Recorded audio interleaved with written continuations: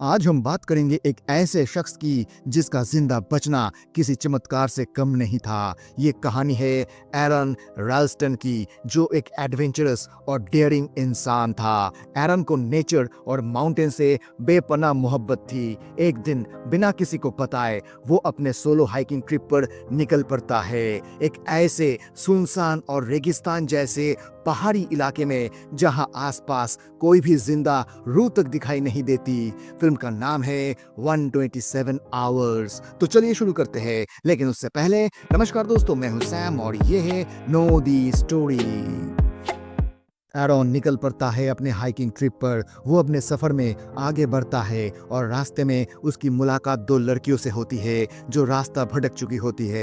Aaron अपने typical friendly अंदाज में उनसे कहता है, क्या मदद चाहिए? फिर क्या था, तीनों एक छोटी सी जर्नी पर निकल पड़ते हैं, हंसी मजाक, मस्ती और थ्रिल के साथ। एरॉन उन्हें एक सीक्रेट जगह दिखाता है जहां नीचे एक छुपा हुआ पानी का तालाब होता है। पहले तो लड़कियां डर जाती है जब वो नीचे कूद जाता है, लेकिन फिर जब समझ आता है कि वो तालाब था तो वो भी कूद जाती है। वहाँ तीनों कुछ वक्त खुशी में बिताते हैं। थोड़ी देर बाद तीनों अलग हो जाते हैं। लड़कियां घर के लिए निकल जाती है और एरॉन अपने हाइकिंग ट्रेल पर आगे बढ़ने लगता है। अलविदा कहने से पहले एक सेल्फी भी होती है जिसमें एरॉन उनसे पूछता है, क्या दोबारा मिलने का चांस मिलेगा? जवाब आता है, कल पार्टी है, आना जरूर। अब एरॉन अकेला है अपने एडवेंचर के बीच। हर कदम पर एक्साइटमेंट है, लेकिन ये रास्ते इतने खतरनाक होते हैं कि किसी भी वक्त कुछ भी हो सकता था, और वो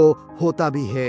एक पतली सी दरार से गुजरते वक्त वो एक बड़े पत्थर का सहारा लेता है और गलती से वही पत्थर उसके दाहिने हाथ पर गिर जाता है। पत्थर का वजन इतना ज्यादा होता है कि एरॉन का हाथ दो पहाड़ों के बीच में बिल्कुल फंस जाता है। चोट गहरी नहीं होती, लेकिन हाथ वहां से हिलता भी नहीं। वो हर तरीके से कोशिश करता है, पत्थर को हिलाता है, हाथ खींचता है, चीखता है मदद के लिए, लेकिन ना आवाज किसी तक पहुंचती है, ना कोई नजर आता है। वहां सिर्फ सन्नाटा होता है, एक ऐसी खामोशी जो बहुत कुछ कह जाता है। वक्त बीतता जा रहा था। एरॉन जानता था कि अगर कोई मदद आई भी तो कई दिनों बाद, इसीलिए उसने अपना बैकपैक खोला और देखा क्या सामान बचा है। एक छोटी सी छुरी थी, वही उसकी उम्मीद का सहारा। उस छुरी से पत्थर को तोड़ने की कोशिश करता है, लेकिन पत्थर इतना सख्त था कि छुरी की धार ही खत्म हो जाती है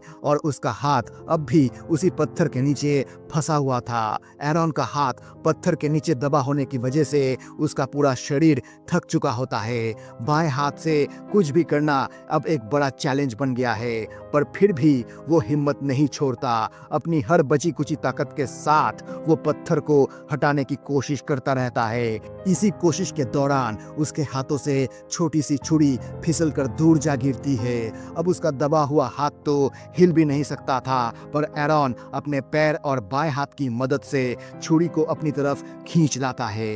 वो फिर से छुरी से पत्थर को काटने की कोशिश करता है, लेकिन पत्थर है कि हिलता भी नहीं। वक्त बीतता जा रहा था और छुरी की धार भी अब धुंधली पड़ने लगी थी। थोड़ी ही देर में अंधेरा छा जाता है। अब उसे वहां फंसे हुए घंटों से ज्यादा वक्त हो चुका होता है।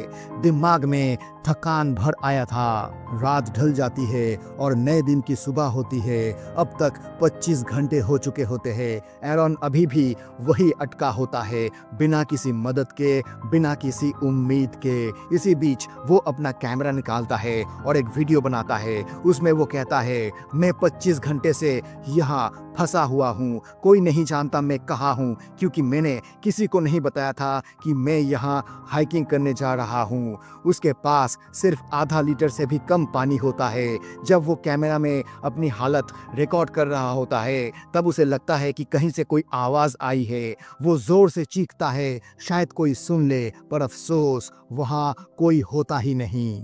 कुछ और घंटे गुजर जाते हैं और फिर एक और ठंडी रात आती है। भूख उसे कमजोर बना रही होती है। अपने पास बचा कुचा खाना वो खा लेता है। तभी उसे याद आता है आज रात वो उन लड़कियों के डिनर पार्टी में होता अगर यहाँ फंसा नहीं होता। उस मोमेंट को याद करके उसके चेहरे पर एक थोड़ा मुस्कान भी आता है, पर उसके पीछे एक कसक छुपी होती है। उसे वो सैटरडे याद आता है जब वो घर से बिना किसी को बताए निकल गया था। माँ का कॉल आया था पर उसने उठाया नहीं। अगर उसने उस वक्त अपनी माँ को बताया होता तो शायद आज वो अकेला यहाँ ना होता। मंडे आता है, तीसरा दिन। एरॉन हर पल कुछ नया सोच रहा होता है। अब वो कुछ तारों और रस्सी से एक पुली सिस्टम बनाता है। उम्मीद थी कि इससे वो पत्थर को थोड़ा सा भी हिला पाएगा, पर जितनी बार वो कोशिश करता है उतनी बार निराशा हाथ लगती है। दिन चला जा रहा था और उसका पानी अब पूरी तरह खत्म हो चुका था। जब कुछ करने को नहीं बचा तब वो आसमान में उड़ती एक चिड़िया को देखता है। एक चिड़िया जो आजाद थी और वो एक पत्थर के नीचे जंजीर में जैसे जिंदा था।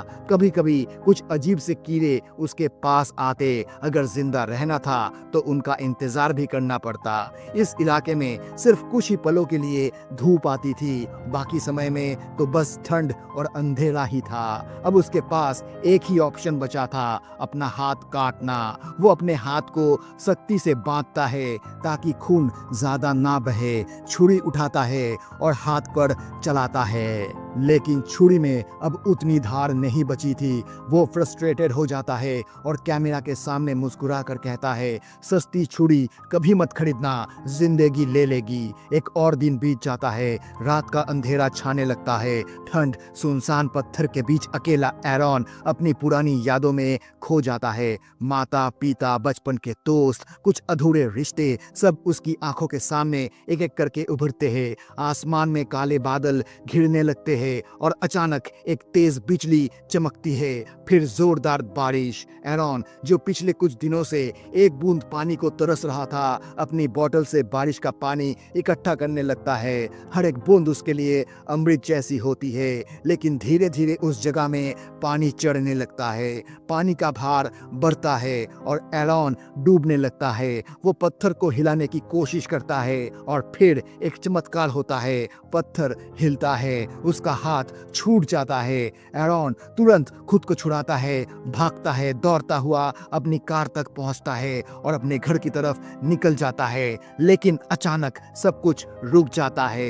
ये सब कुछ सिर्फ एक सपना था, एक हेलुसिनेशन। हकीकत ये थी कि एरॉन अब भी उसी पत्थर के नीचे दबा हुआ था, अकेला, कमजोर, टूटा हुआ।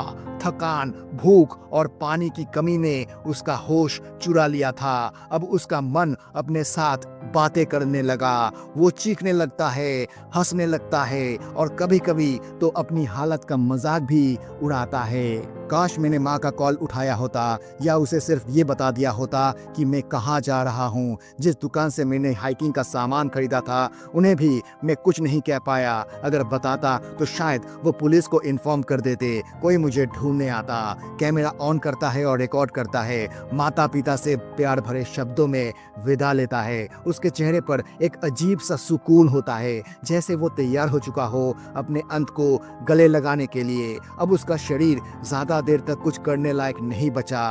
पत्थर वही था, जिद्दी, सख्त, हिला भी नहीं। पर एक बार फिर वो कोशिश करता है, अपने हाथ को बांधता है, लेकिन इस बार वो छुरी के दूसरे साइड का इस्तेमाल करता है अपने हाथ को तोड़ने के लिए। वो छुरी को इतनी गहराई तक घुसा देता है कि वो हड्डी में अटक जाती है। दर्द इतना होता है कि उसकी चीख निकल जाती है, पर एरॉन नहीं रुकता। खून निकलता है पर उसका इरादा अब ठोस होता है।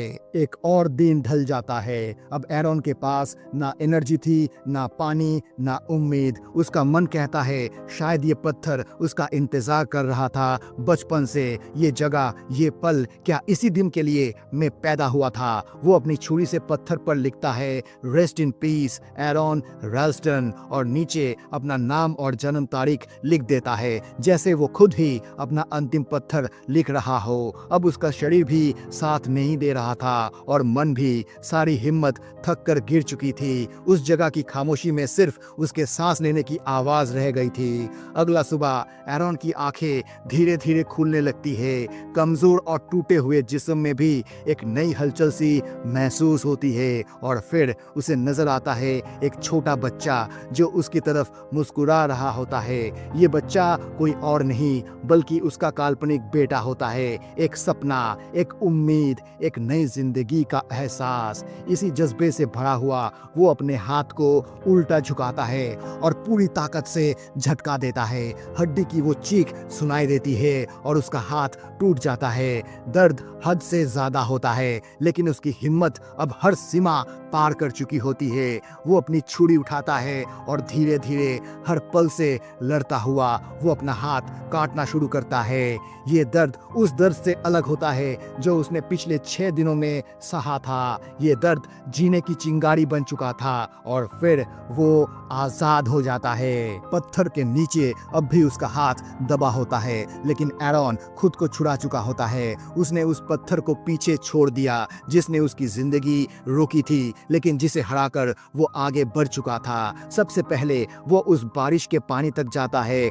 जो उसी जगह थमा हुआ होता है और जीवन का पहला घूंट पीता है। 6 दिन बाद उसके होठों पर पानी लगता है, उसकी आंखों में आंसू होते हैं लेकिन इस बार दर्द की नहीं, जीने की। उसके कदम लड़खड़ाते हैं, शरीर टूट चुका होता है लेकिन उसके इरादे उसे खींचकर ले जा रहे होते हैं। आसमान में एक पक्षी उड़ता दिखता है, वही पक्षी जो हर दिन उसे दूर आसमान में दिखता था। आज एरॉन खुद भी उसी पक्षी की तरह आजाद महसूस करता है। जब वो एक खुले इलाके में पहुंचता है तब उसे दूर से एक परिवार दिखाई देता है, हाइकिंग पर आया हुआ। एरॉन उन्हें आवाज लगाता है, थक के चिल्ला भी नहीं सकता लेकिन उन लोगों तक उसकी पुकार पहुंच जाती है। वो तुरंत उसके पास आते हैं, मदद करते हैं और रेस्क्यू टीम को बुलाते हैं। हेलीकॉप्टर जमीन पर उतरता है और एरॉन को जिंदगी के उस मोड़ तक ले जाता है जहां से एक नई कहानी शुरू होती है। कुछ समय बाद एरॉन अब एक नई जिंदगी जी रहा होता है। उसने मौत को करीब से देखा था लेकिन हर बार जीवन को चुना। 3 साल बाद उसकी जिंदगी में एक लड़की आती है और दोनों शादी कर लेते हैं। फिर एक दिन उसका एक बेटा होता है, बिल्कुल वही बच्चा जैसा जिसे उसने उस पत्थर के बीच सपने में देखा था। आज भी एरॉन हाइकिंग करता है, पहाड़ों पर चढ़ाई करता है लेकिन हर बार किसी को बताकर जाता है, जगह लिख कर जाता है। उसने अपने हर पल को जीना सीख लिया है। ये कहानी सिर्फ एक फिल्म नहीं बल्कि एक जीती जागती मिसाल है उस इंसान की जिसने 6 दिन मौत के साए में बिताए लेकिन हर पल जीवन को चुना। ये एक सच्ची घटना पर आधारित है।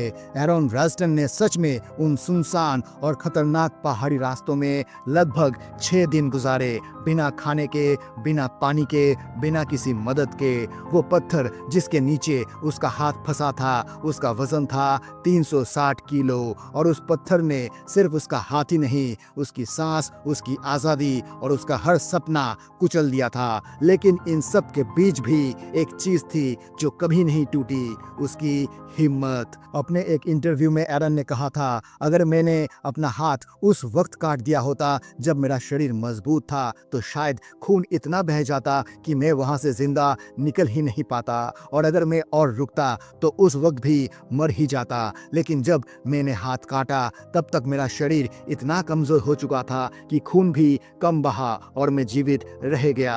और हाथ काटने के बाद भी 4 घंटे तक वो उस जख्मी जिस्म के साथ उन जंगलों और पहाड़ों के बीच भटकता रहा, सिर्फ इस आस में कि जिंदगी अभी बाकी है। 127 आवर्स का सफर यही खत्म होता है लेकिन एरॉन रैल्स्टन की कहानी हर उस इंसान के लिए रोशनी बन जाती है जो कभी जिंदगी से हारने लगे। तो दोस्तों, अगर आपको ये कहानी पसंद आई हो तो वीडियो को लाइक करें, अपने दोस्तों के साथ शेयर करें और ऐसे ही और मूवी एक्सप्लेनेशंस के लिए हमारे channel know the story Hindi को जरूर सब्सक्राइब करें। आपका एक सब्सक्राइब हमें और कहानियां सुनाने के लिए प्रेरित करता है। मिलते हैं अगले वीडियो में एक और दिल छू लेने वाली कहानी के साथ। तब तक के लिए अपना ख्याल रखिए। धन्यवाद।